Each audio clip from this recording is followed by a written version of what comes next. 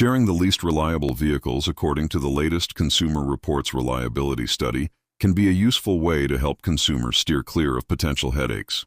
These ratings often play a major role in purchasing decisions and allow buyers to make more informed choices when selecting a vehicle.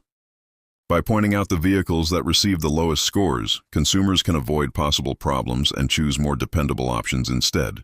With that said, let's take a look at the 10 most unreliable cars and SUVs you should avoid for 2026.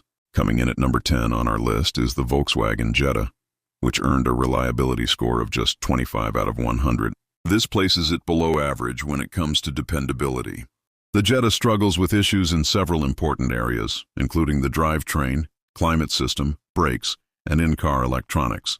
For many people, this may not be surprising since Volkswagen's reliability record in North America has been somewhat inconsistent. Once the warranty period ends, repair costs for Volkswagens also tend to be higher than average. Considering that the Jetta doesn't really offer anything particularly unique and is not as well built as competitors like the Mazda 3 or Honda Civic, it's probably best to give this one a firm pass. Taking the number 9 spot is the Jeep Grand Cherokee, which received a reliability score of only 23 out of 100, placing it below average as well. In fact, it stands as the least reliable vehicle in Jeep's current lineup. Owners have reported issues across several areas, including the drivetrain, steering, suspension, in-car electronics, and overall build quality. While the Grand Cherokee remains popular and many owners say they enjoy it, there is also a significant number of drivers who have experienced frustrating problems. Jeep vehicles may be known for certain strengths, but exceptional reliability generally isn't one of them. Claiming the number 8 position is the Nissan Frontier, which also earned a reliability score of 23 out of 100. This might come as a surprise to some people given the Frontier's long-standing reputation for toughness and durability. However, a closer look suggests that many of the reliability concerns are related mainly to the build quality of the 2026 and 2026 model years. It's fairly common for manufacturers to run into quality issues during the first couple of years following a major redesign. While these early problems can hurt the Frontier's ranking for now, the drivetrain and mechanical components themselves remain quite solid. As Nissan works through these initial issues, the Frontier could very well climb higher in the reliability rankings over time. Sitting at number 7 is the Rivian R1T, with both Rivian models receiving a relatively low reliability score of 23 out of 100, putting them below average.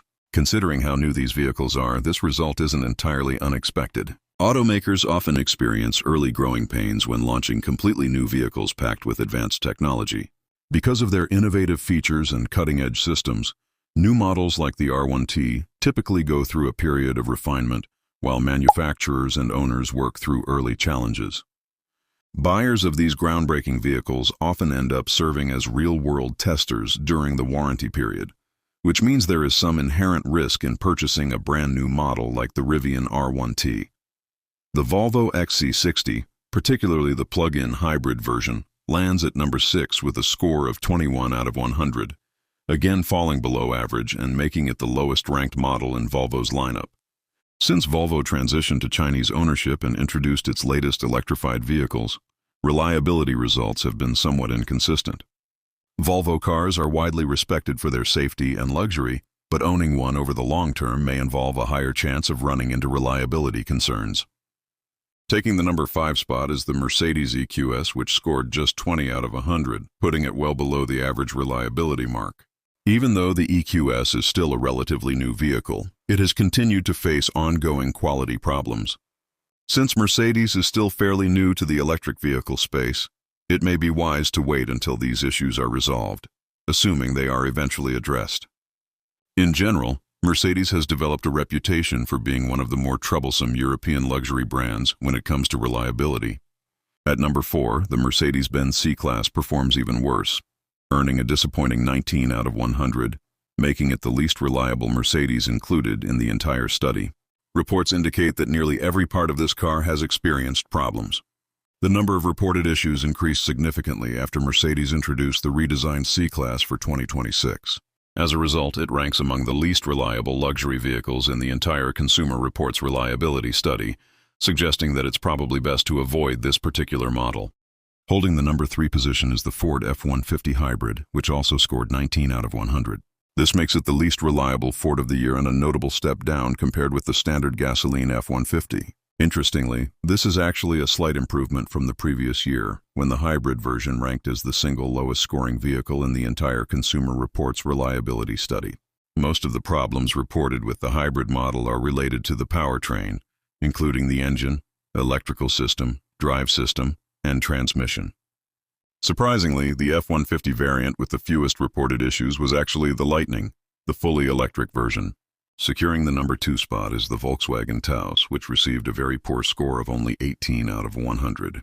This makes it not only the least reliable Volkswagen in the entire study, but also one of the least reliable vehicles overall. Its weak reliability score is matched by equally low owner satisfaction ratings.